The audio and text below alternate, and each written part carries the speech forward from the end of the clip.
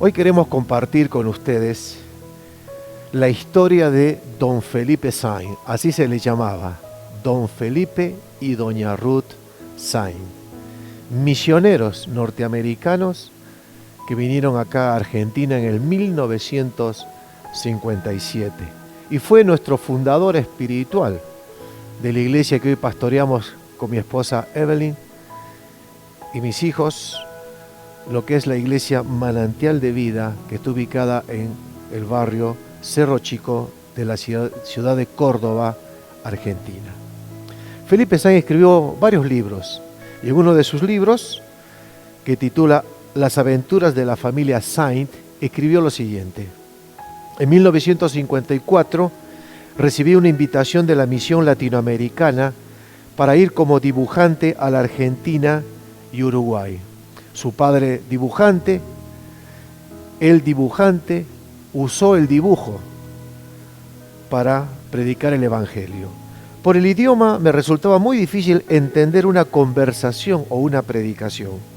Menos mal que solo me tocaba en las reuniones dibujar en un pizarrón y cantar himnos en inglés. Luego de varias semanas en Uruguay, tuvimos nuestras primeras reuniones en Argentina, en un salón grande de la Iglesia Evangélica de Villarreal del pastor José Bongarrá, esto es Buenos Aires. Mi talentosa intérprete fue la señorita Teda Kieger. Luego fuimos a Rosario y también a Córdoba. En este último lugar, Córdoba, Dios me habló y Él contaba que se subió a una zona alta de la ciudad de Córdoba y donde Dios, así clarito Él lo contaba, le indicaba a Felipe y a su familia que el resto de su vida y su ministerio se llevaría a cabo acá en Sudamérica, en Córdoba. El llamamiento que sentí fue tan intenso que en una de las reuniones en el Salón de la Sociedad Española mencioné que Dios me había llamado a vivir en Córdoba. El 90% de los evangelistas estaban ministrando al 10% de la población en los Estados Unidos. El contraste era doloroso por la gran falta de predicación de la palabra de Dios en otros países. Al regresar a los Estados Unidos, le conté a mi esposa Ruth mi llamamiento, comenzó a orar y en breve empezó a prepararse para la mudanza.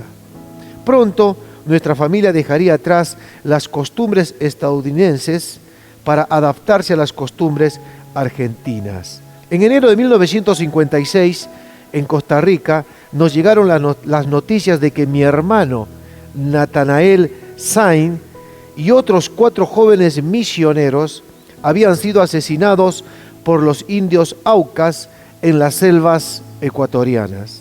La muerte de ellos trajo como consecuencia que Dios abriera el camino para que Betty Elliot, la esposa del misionero Jim Elliot que habían matado, su pequeña hija Valeria y mi hermana Raquel Sainz entraran en la aldea Auca, hoy llamada la tribu de Guaorani, en 1958. Ellos se dedicaron a servir a Dios precisamente entre quienes habían asesinado a los misioneros, y uno tras otro se convirtieron al Señor. En 1957 llegué con mi familia, mi esposa Ruth, y en aquel entonces mis 5 hijos, Ruth, Ellen, Marta, David, Jaime y Pepe, a Córdoba, en el centro geográfico de la República Argentina. Luego, en 1959, nació mi hija menor Evelyn y en 1960 falleció nuestra hija mayor Ruth Ellen debido a una enfermedad crónica. Un tiempo después, recibí la invitación para dibujar en reuniones especiales a cargo del doctor Osvaldo J. Smith en el Luna Park, el gigantesco estadio de boxeo en Buenos Aires. Se reunían hasta 30.000 personas. Luego lo acompañé a Santiago de Chile y Lima, Perú, donde se había alquilado una antigua carpa de circo equipada para acomodar a 3.000 personas. regresé a mi querida Argentina y ya con mis 45 años seguía aprendiendo el idioma y lo hacía leyendo la Biblia y el selecciones del Reader's Digest en voz alta durante largas horas. Luego comencé a predicar mientras dibujaba en mi pizarrón con tiza. Mi primera carpa prestada era pequeña, con más parches que personas. Más adelante compré finalmente una de circo con capacidad para 2.000 personas. La música agregaba mucho a las campañas evangelísticas. Recorrí prácticamente toda Argentina y otros países de Latinoamérica. Por un tiempo tuve a Guillermo Fasic, un genio musical con el órgano electrónico. Donaldo Landaz, el mejor acordeonista que jamás había oído. Todo esto sirvió para atraer a muchos a las reuniones de la carpa. Luego Salomón Musiet, director de coro y organista, sirvió por 2 años junto con Francisco Bilbao, ambos chilenos. Entretanto, en 1958, al lado de la casa donde vivíamos, en Córdoba, construimos un salón para congregarnos en el barrio de Villa Centenario, donde tuvimos reuniones para adultos, jóvenes y niños de la manera tradicional como yo había sido formado. En 1967 comenzó en mi vida un despertar hacia lo referente al bautismo en el Espíritu Santo. Comenzaron a llegar a Córdoba noticias de un movimiento espiritual que se llamaba carismático. En Buenos Aires y por todas partes del mundo, los creyentes renovados estaban creciendo y orando y evangelizando. Por causa de mi despertar espiritual, salimos en 1970 de la iglesia de Villa Centenario que yo había fundado y construido, e inmediatamente empezó a surgir lo que sería la nueva congregación que hoy lleva por nombre Manantial de Vida. Mi tarea principal era viajar y predicar por todo el país durante muchos años con una gran carpa, luego en los templos de las iglesias. En lo que se refiere a mi esposa Ruth y a mí, creo que los próximos años, esto lo estoy escribiendo cuando todavía esté en vida, ¿no es cierto?, serán, dice, los más fructíferos de nuestras vidas en nuestro querido país adoptivo. Era muy interesante que cuando don Felipe hablaba de Argentina, él decía, ustedes podrán cortarme, dice, la piel acá, y cortarme las venas, y ustedes podrán ver que en medio de mi sangre está flameando una bandera argentina. Miren, qué frase que marcó lo que realmente él, como amaba a Argentina, y él ahí nos va a contar que él falleció también con las botas puestas en Argentina. Ya tengo, dice, 76 años, pero me siento como si tuviera 40. Cristo es un buen amo, y como le había prometido a mi querido padre Laurens, quiero seguir predicando el glorioso evangelio de Cristo hasta el último momento de mi existencia terrenal. Quiero servir a mi amado Señor y Rey hasta el último suspiro. Y él ahí nos pregunta, ¿y usted?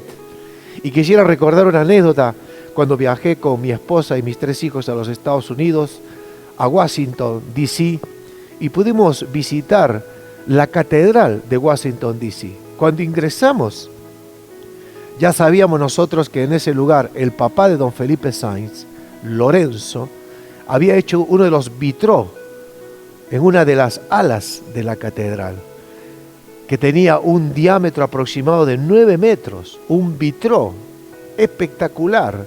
Lo habíamos visto en foto, pero cuando las personas que nos recibieron en la catedral se enteraron que era Evelyn Saint la que estaba visitando ese lugar, la reconocieron como la nieta de Lorenzo, y entonces nos hicieron un tour especial, y ahí realmente pudimos ver en el ala, en una de las salas de la catedral, uno de los vitrós que había hecho, de los tantos que había hecho Lorenzo Saint, el papá de don Felipe Saint, y cómo él con ese don que también recibió de Dios y como parte de esa herencia de pintores, él usó su arte a través de la tiza y a través de dibujos de las tres cruces, ahí en el Gólgota, del Titanic cuando se estaba hundiendo y de cuantos otros dibujos que él nos ha pintado.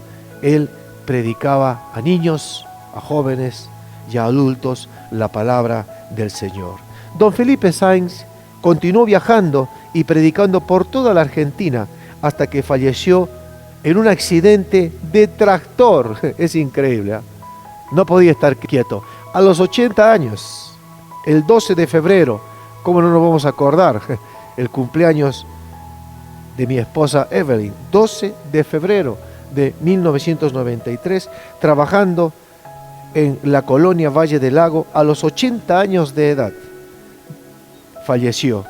Desde 1957, cuando llegó con su familia, sirvió en Argentina como misionero, artista y evangelista durante 36 años.